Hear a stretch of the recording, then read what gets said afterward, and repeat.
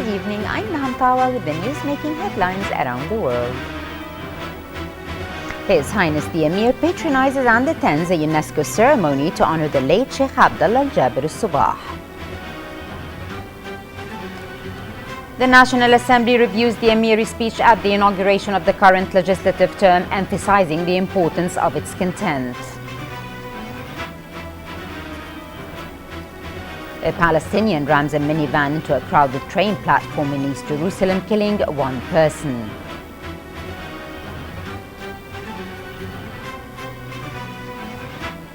And fighting continues in the Syrian border town of Kobani amid calls to provide Iraqi Kurdish forces with more developed arms. In our first item, Bismillah ar-Rahman ar-Rahim, His Highness the Emir Sheikh Sabah Al-Ahmed Al-Jaber Al-Sabah patronized today a UNESCO ceremony to honor late Sheikh Abdullah Al-Jaber Al-Sabah as an international personality of educational and cultural achievements.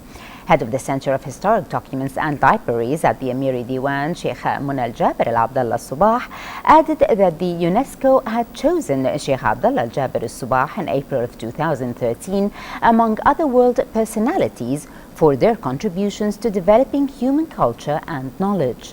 Here is more on the ceremony in this report with Salim Al-Kandari. His Highness the Emir of Kuwait, Sheikh Sabah Al-Ahmed Al-Jaber Al-Sabah, sponsored the UNESCO ceremony to honor the late Sheikh Abdullah Al-Jaber Al-Sabah as a world figure in culture and education for the year 2014-2015. The ceremony comes half a century after Sheikh Abdullah Al-Jaber Al-Sabah handed over the education and culture responsibilities in Kuwait to a new generation of leaders whose education and qualification he himself supervised. Sheikh Abdullah Al-Jaber Al-Sabah was the first Minister of Education in Kuwait in 1962 to 1964. We're here to highlight late Sheikh Abdullah Al-Jaber's selection by UNESCO as a pioneer in education in Kuwait and as a member of a community that has added so much benefit to the field of education around the world. And what's really distinguishing is that late Sheikh Abdullah, in many senses, highlighted points such as the education of women, the right of education of women, way before UNESCO even came up with these basic rights or was even created to start with. During his era, Sheikh Abdullah Al-Sabah succeeded in reinforcing education and disseminating enlightened intellectual awareness on an unprecedented scale, leaving permanent impact on the education and mind of learners in Kuwait and the Arabian Gulf region, besides a great number of knowledge seekers from several countries in Asia, Africa and Europe.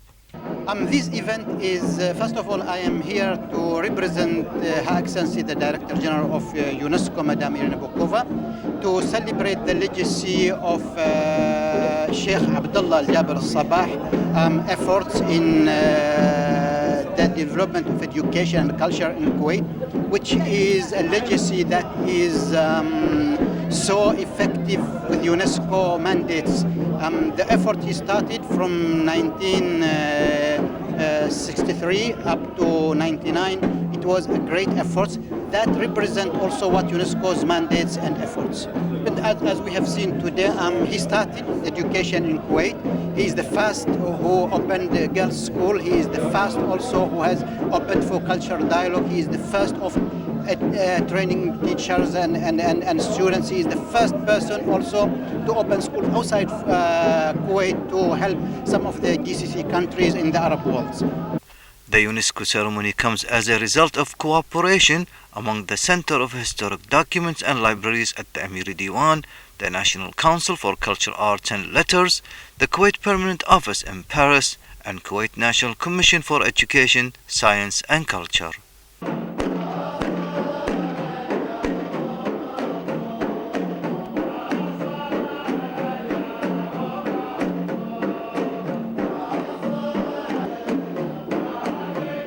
The This was a UNESCO ceremony of the late Sheikh Abdullah Al-Jaber Al-Sabah as an international figure in culture, education and knowledge. From Dasman Palace, this is Al-Kandiri reporting for the English News. His Highness the Emir Sheikh Sabah Al-Ahmed Al-Jaber Al-Sabah received this afternoon at Bayan Palace His Highness the Crown Prince Sheikh Nawaf Al-Ahmed Al-Jaber Al-Sabah.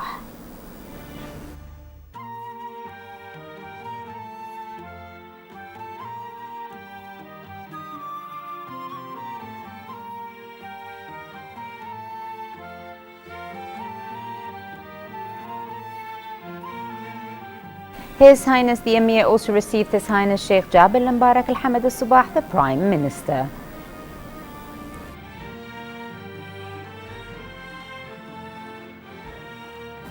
His Highness the Emir later received the First Deputy Prime Minister and Foreign Minister Sheikh Sabah Al-Khalid Al-Hamad Al-Sabah.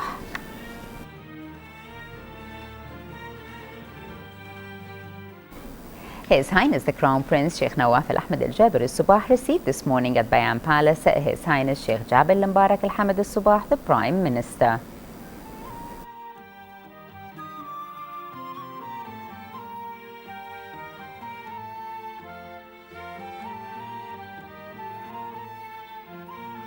His Highness the Crown Prince also received the First Deputy Prime Minister and Foreign Minister Sheikh Sabah Al-Khalid Al-Hamad Al-Sabah.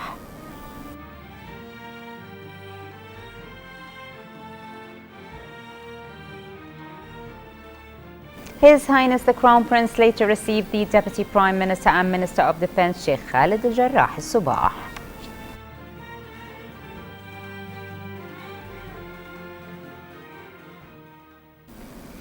The National Assembly discussed in its meeting today His Highness the Emir's speech at the opening session of the third legislative term. The Assembly members underlined the importance of the speech and said it would be taken as a guidance for members of the legislative and executive authorities in their work to fulfill the objectives of the people of Kuwait. They highlighted the emphasis laid by the speech on the need to upgrade performance of the executive apparatus of the state, to combat corruption and protect public funds, besides working out solutions to the standing problems such as the housing issue, the educational process and the difficulties facing provisions of health care. His Highness the Emir's speech also called for consolidating the national unity and fostering ties between the Kuwaiti people and other issues, which the National Assembly members stressed in their comments on the Emiri speech at the inauguration of the current legislative term. They also underscored the importance of giving a greater role to the private sector in the economic development, which must play its part in creating more job opportunities for the Kuwaiti youth. They also called for avoiding favoritism in the governmental institutions while considering promotions and appointments in senior positions. The National Assembly members also called on the government to always be on alert and monitor the ongoing regional and international developments which may adversely reflect on the situation in the country. The National Assembly adjourned its session until November the 18th. Israeli police today dispersed dozens of Palestinians who threw rocks and firecrackers at the offices near a contested holy site in Jerusalem's Old City. The violence erupted as the Israelis prepared to visit the site to commemorate a week since a Palestinian shot and wounded an American-Israeli activist who has campaigned for more Jewish access to the location.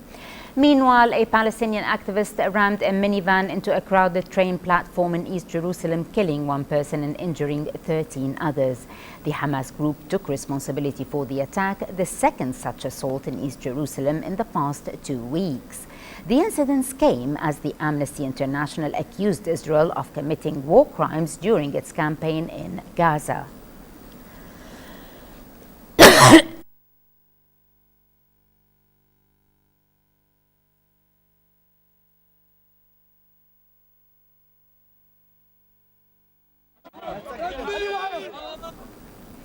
Fighting continued in the Syrian border town of Kobani today as a huge plume of smoke was seen rising over the city.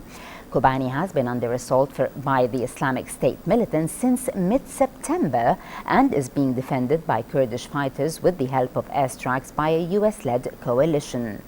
A senior Kurdish official from Kobani said that Kurdish fighters don't have enough heavy weapons to fight the militants, calling on the international community to provide Iraqi Kurdish forces known as Peshmerga with more developed arms to stop the militants from taking control of the northern Syrian town.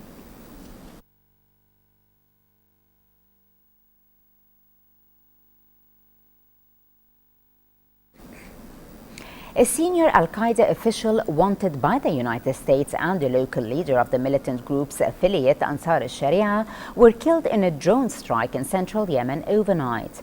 According to sources, Shawqi al-Badani, who was a leader of al-Qaeda in the Arab Peninsula and designated a global terrorist by the US, was one of 4 armed group members killed, along with Nabil al-Dahab, leader of Ansar al-Sharia in Yemen's al-Baida province. This came after US drone strikes killed at least 10 suspected al-Qaeda fighters in central Yemen, were clashing between members of Ansar al-Sharia and the rebel Houthi rebels, also killed 10 people.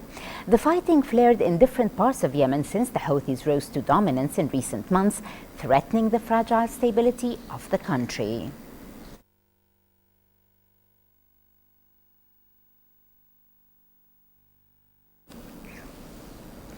Three West African leaders arrived in Burkina Faso's capital, Ouagadougou, today to hold talks with current military leaders on transition to civilian rule in the country.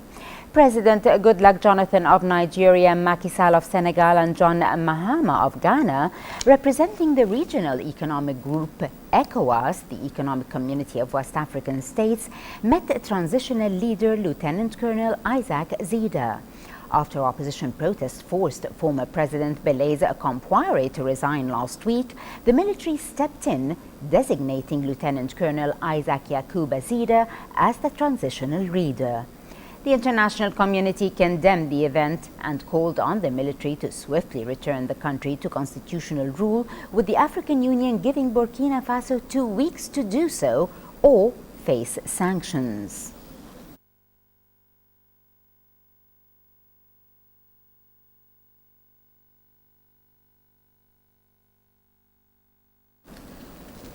Separatist leaders in East Ukraine accused President Petro Poroshenko today of violating a peace deal by deciding to suspend the law giving their regions a special status and signaled they would no longer abide by it.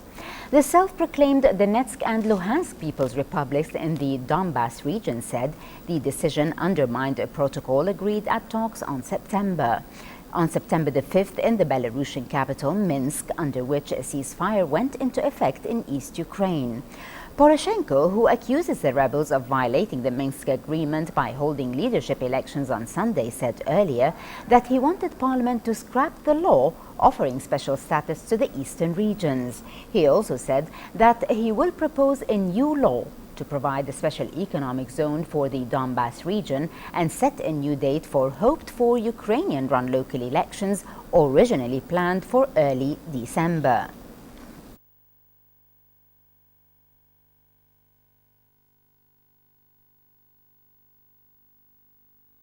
Moving on to Georgia, where the Foreign Minister Maya Panjikci and 3 of her deputies resigned today, alleging that the firing of the country's defense minister a day earlier was politically motivated.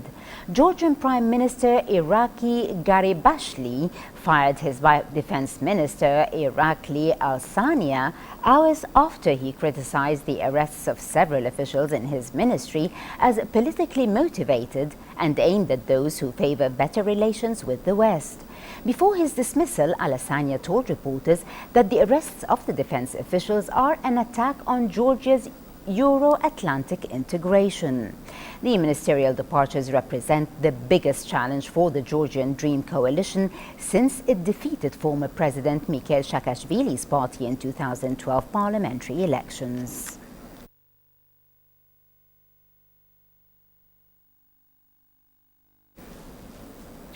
Kuwait hosted the GCC Governance Conference titled The Need for GCC Governance Code which took place for 3 days at the Sawa Hall in partnership between the Arab Planning Institute, the API, Kuwait Foundation for the Advancement of Science, KFAS, and SCORE Consultancy, a GCC economic advisor for public and private sectors. The conference reviewed governance regulations that are in effect, evaluating its effectiveness in addressing the lack of transparency and information provided to investors. Here is more on the conference in this report with Salim Al-Kendari. Under the patronage of His Highness the Prime Minister of Kuwait, Sheikh Jaber al-Mubarak al-Hamid al-Sabah, the GCC Governance Conference took place over 3 days. In his opening speech, the Prime Minister's deputy to the conference, Hawali Governor, retired Lieutenant General Sheikh Ahmed Nawaf al-Sabah, said that of the major challenges facing Kuwait is the extent of adaptation between economic legislations and the business environment. On her part, former Minister of Commerce and Industry and the chairman of the conference organizing committee, Her Excellency Dr. Amani Borisli, said that the conference was seeking ways to raise the efficiency of markets and investing attractiveness, as well as studying successful international experiences in this domain. The whole reason for this big event is to discuss a major topic which is now applied in the GCC region, how to apply the corporate governance code. Most of the companies in the region are facing difficulties with applying this code, and probably the main reason for this challenge is that most of these codes are tailored for the advanced or developed countries. The nature of the ownership in the GCC is different. There's a big domination for the family ownership, government ownership. Definitely those codes which were designed for corporate or big public ownership will not be suitable for family ownership. So the whole reason for this event is to discuss how to develop, how to tailor those codes for the GCC environment and ownership, as well as the regulation system in the country. The conference also evaluated the financial crisis effect on the scope of monitoring and legislations in the region and post-crisis international legislation. The GCC Governance Conference is held to set codes that can improve the regulations and relationship between the governments and the businesses within the GCC countries. From Salwa Hall, this is Salim Kendiri reporting for the English News. The American Embassy, Kuwait, in collaboration with Ahmed East, held an education fair at the Marina Hotel with the American Ambassador to Kuwait, His Excellency Douglas A. Silliman, inaugurating the fair. Over 15 universities participated in the fair, including Bentley University, University of Alabama, West Virginia University, and the State University of New York. More on this with our reporter, Rinwa Japouri. Recruiters from several American colleges and universities answered questions from Kuwaiti students and their parents about educational opportunities in the United States during an educational fair that recently took place at the Marina Hotel. Well, we are thrilled because this year we have been able to bring to Kuwaitis a series of education fairs, and we have had, I think, nearly 80 different universities represented, all of which are approved by the Ministry of Higher Education for the scholarship program. We wanted to make sure that we offered Kuwaiti parents and Kuwaiti students as broad a choice as possible of American universities so they could see different locations, different sizes of cities and campuses, different programs, and get a feel of the kinds of schools you could attend. We have always brought with us our educational advisors. We have educational advising at the Ministry of Higher Education and the Union of Kuwaiti Students, the Americas branch. We also have people here to give you advice on student visas. Some of my staff who work on the visa side will answer your questions about how to apply for a visa and the requirements for a visa as well. So we see this as a one-stop shop for finding out about education in the United States. This is actually the first U.S. Embassy sponsored and organized Education USA fair for this year. The past fairs that we've had have been with tours, for example, the Linden Tour and the USCG Tour. But this fair is actually the first for this season where the U.S. Embassy has actually not only sponsored but also organized the fair. We have over 15 universities representing different universities all around the U.S. And we see this as a great opportunity for students who want to study in the U.S. to make face-to-face contact with the representatives and ask their questions. Recruiters were on hand to promote study at their respective institutions and to provide information about degree programs, admission standards and financial aid opportunities. Well, actually, this year has made me grow as an individual a lot. I mean, I've become a more independent person, I'm more responsible, and I've learned so much stuff that, like, if I had stayed in Kuwait, I wouldn't have learned as much. I mean, honestly, you have to keep an open mind, and it's better to get out of your comfort zone because that's like the way to live. We're managing at this time the YES program, the Youth Exchange and Study program. It's a one-year academic program for students in Kuwait from government and private schools to apply to this program to go and study for one academic year.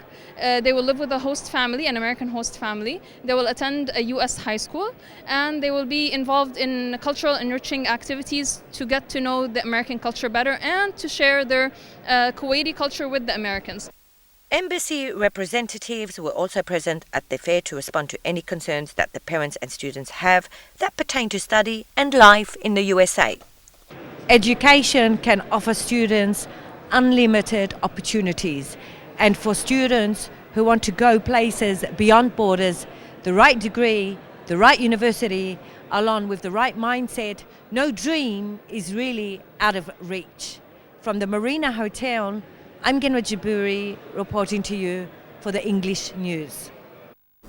And finally, moving to the local financial news, where for the second day in a row, the third main indices of Kuwait Stock Exchange ended trading on a red board, with the price index dropping by 99 points to settle at the level of 7,193 points. The KSX 15 index lost 13 points and reached 1,158 points. The share of the Gulf Insurance Group was the top gainer of the day, while that of the Pearl of Kuwait Real Estate Company was the top decliner.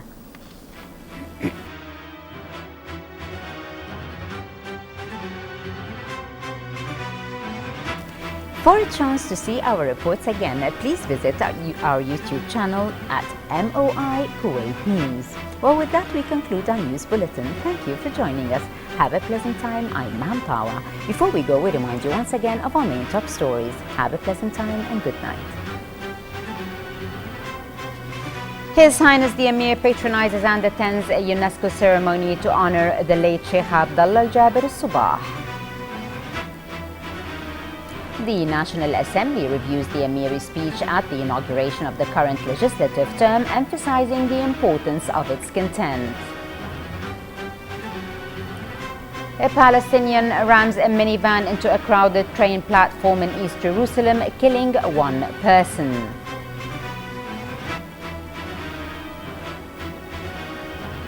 And fighting continues in the Syrian border town of Kobani amid calls to provide Iraqi Kurdish forces with more developed arms.